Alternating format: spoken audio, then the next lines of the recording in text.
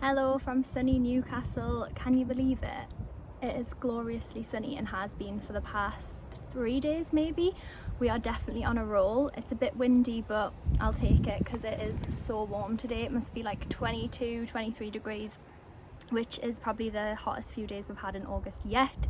But I've just popped up quickly to the allotment with my basket, gonna try and keep on top of harvesting tomatoes and things. I know unfortunately a lot of people have shared that they've had blight already this year. Poor Jessie, plot 37, her tomatoes were obliterated by blight, which is really sad. Obviously it's just the weather conditions that we've had. So I'm going to try and keep on top of that and keep on top of pruning and things, keep on top of airflow in the polytunnel and bits and bobs like that. But news break, you can grow oyster mushrooms in laundry baskets. Let's have a look. So a few weeks ago, these laundry baskets were knocked up with straw that had been inoculated with blue oyster mushroom spawn. This is the mycelium here. They were in the polytunnel for a little while. I did share it in an earlier video, and I was really excited when a lot of the basket was looking white, which means that the mycelium was starting to essentially take hold. And then when the weather got a little bit better, we brought them outside onto this old metal rack. However, look at that. We have a lot of mushrooms starting to grow here. I thought that they would come out of these side little pockets here, and well, I was right. There's so many of them. There's a big cluster at the back there. There's some clusters just popping out here. There's some more around this corner. These are a bit more established. They're a bit bigger. But I'm happy to report that you can grow your own mushrooms in cheap laundry baskets.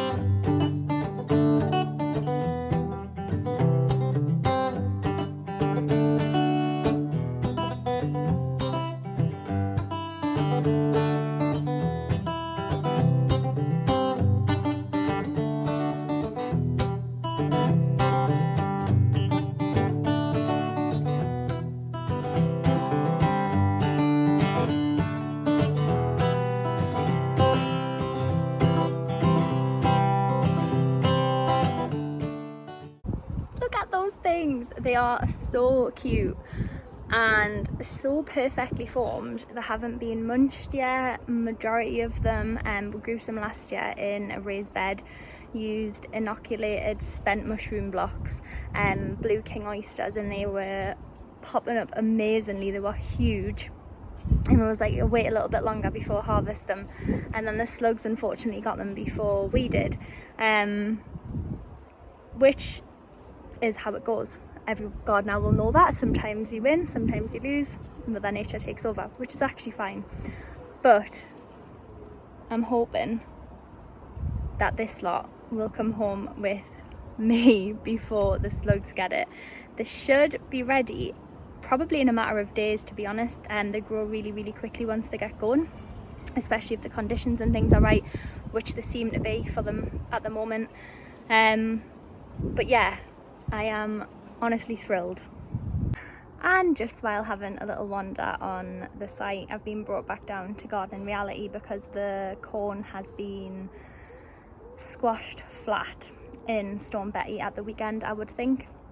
I haven't been up here for a few days, but yeah, it is obliterated. It wasn't doing great anyway, to be honest. It was quite slow growing. It was really quite a small plant, even though it had been planted really early, and germinated really nicely outside as well, which I thought would make it a bit sturdier, a bit stronger. But anyways, let us show you the aftermath. Oh dear.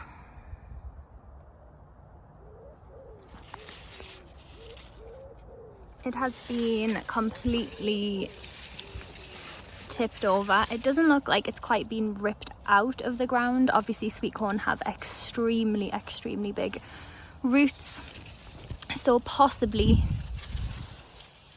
it might not have actually died. It might be okay. It's been bent all out of sorts, but we'll see what happens with it. I'm not going to write it off completely yet, because as you can see we just have little cobs forming there. There's some still standing at the back, yeah, which is good. And the tassels are looking quite fabulous actually. Beautiful pink colour. I've never had pink tassels on the corn before, but this is a sweet northern variety specifically for cooler climates, and hopefully these will turn into cobs. Might be a long wait. You do wait until these have turned brown and essentially dried up and died pretty much, and then you will harvest the cob. But this is the aftermath of Storm Betty from Saturday.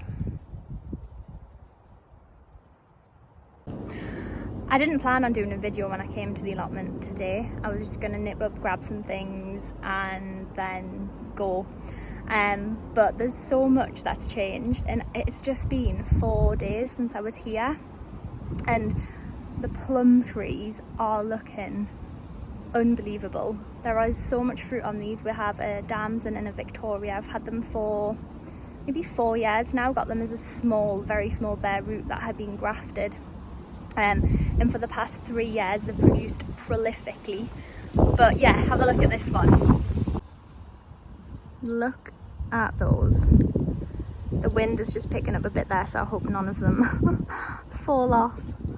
But there are so many of them. They're not quite ready yet. They're still a bit firm, so probably wait a few days before picking those. This one's very almost there.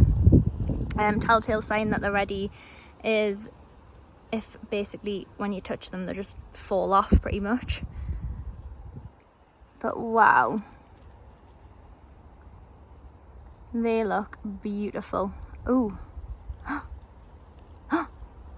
2 of them already. You can tell the difference between what's ready and what's not. These are really soft and juicy. How exciting. So I got 3 of our damson, and this is the Victoria. They go really high. If I want to pick those I'm gonna have to bring a ladder of some sort, but I think these ones are actually ready. They feel much softer than the other tree, and they look quite deeper in colour. So, oh no, I'm not going to be picking those ones. But I think I'm going to try and pick some of these. I mean, look at that giant bunch of them over there. Oh wow. Not sure how I'm going to quite get up there, because I haven't brought any ladders or anything with us today. Might try and stand on the bench. But these are certainly ready to be harvested. Just went to get my basket to see how many of them I'm going to be able to get. Optimistic, thinking that I'm going to get a basket full. But I just ate one of the damson variety and wow. Honestly, probably the best plum I might have ever eaten. And I know we say that with every homegrown veg that we harvest and eat, but it is always true.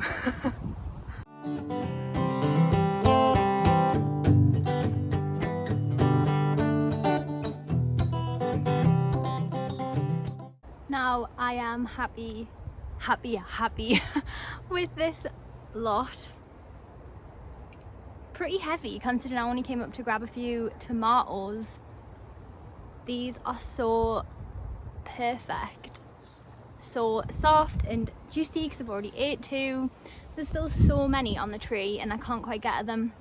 I climbed on the raised bed a little bit I was giving the branches a little tug to see if they would drop down, and a lot of them did, which I have collected, but I don't want to damage them. I don't want them to be bruised or anything, because then I wouldn't be able to store them properly.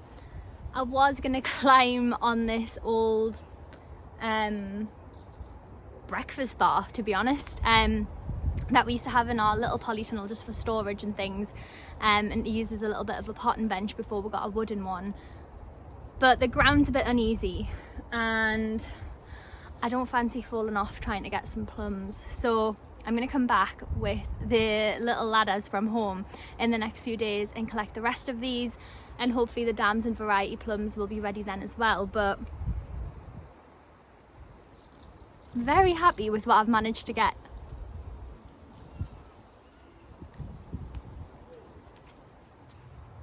Oh my word, amazing.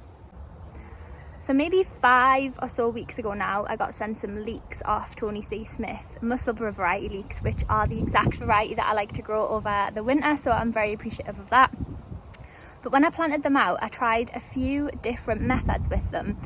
So on some of them, I cut the bottoms off the roots, which was suggested by my allotment neighbour, who's very knowledgeable and has had his allotment for like 40 years or something, and he grows amazingly massive onions.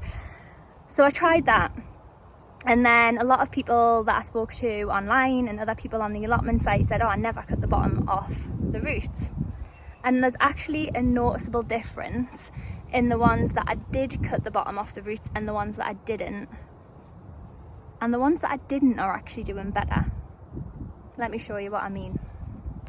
So this is the bed with my leeks in. And when I planted them out, I topped up with more compost and a bit of manure. So these are the leeks that I just planted in using the method that I always have since I started gardening, which was just to make a hole, fill it with water, pop the leek in, fill the hole back with water, don't press the soil down or anything, and then over time the soil just basically compresses around the leek.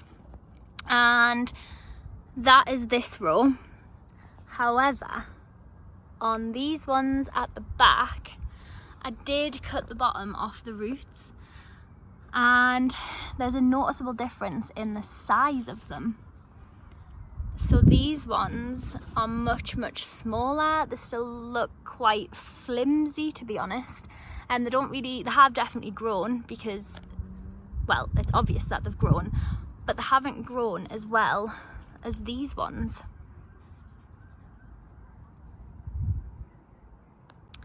One thing that I am happy about though is that the middle stem, the middle leaf, is twisting on all of them, especially this one. That's a sign that it is apparently going to be a good leek. It's apparently a sign that the plant is growing vigorously and that it'll grow to a decent sized leek. And even on the ones that are a little bit smaller and haven't taken hold quite as quickly, the middle stem is twisting on that one as well. So we'll see how they get on. In general, they're all doing pretty well, and I'm quite happy with how all of them have grown so far. None of them have just flopped and died or been eaten or anything, which is a win. So maybe these ones will end up catching up to these ones, maybe these ones will stop growing and these ones will take over, who knows.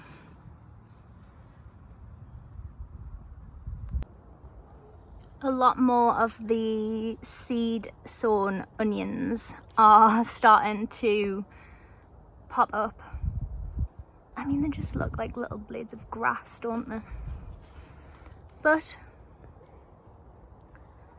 I'm quite pleased with them. I've had quite good germination, and most of them I put 5, and most of them 5 seedlings have popped up. Same for the spring onions, the lettuce, radish, Swiss chard, brassicas, more chard. I'm gonna have a lot of chard. Gonna spend some time pricking these out in the next few days. They've germinated nicely and they're starting to get the second set of leaves on them, which is good. So I'll pot them up, pot them on individually. Same as, I can't remember what they are and I didn't label them, which is horrendous. Pak choi, same as the pak choi, and they're starting to get more leaves on and things, so I'll prick them out and pot them on individually, which will be fun because it looks like these have been sown quite densely. But quite happy with how the autumn and winter seedlings are getting on there. So I hadn't planned on coming up here for that long, and I've spent about an hour here now, which is pretty much the way that it goes. And I haven't really done many jobs either, I just got excited about mushrooms and picked a few plums off the tree. But anyways, the last thing I'm going to do is harvest the rest of the tomatoes that I need to collect from in here. Got more Honey Plus variety cucumbers as well. So yeah, let's get that done.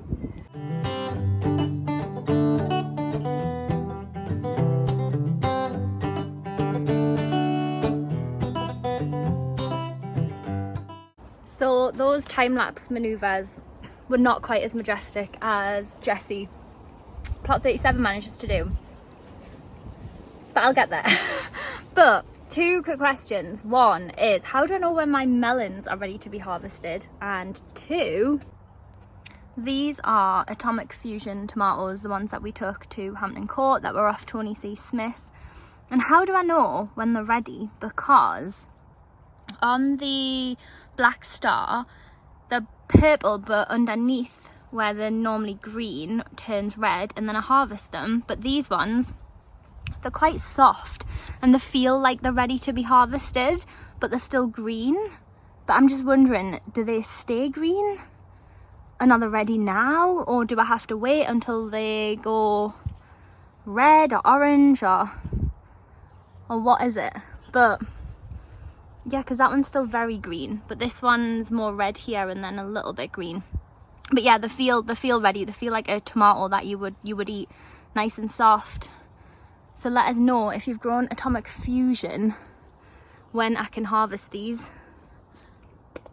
One has already fallen off, so I'll be taking this one, and it feels ready. I've said that so many times, but it really does feel ready to be eaten. But what a size!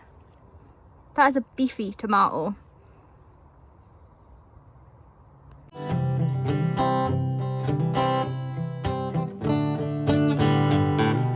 But that is me for a day, going home with an overflowing basket and Honey Plus cucumbers in my pocket. But thank you for watching, and if you enjoy, do the things, hopefully see you very soon.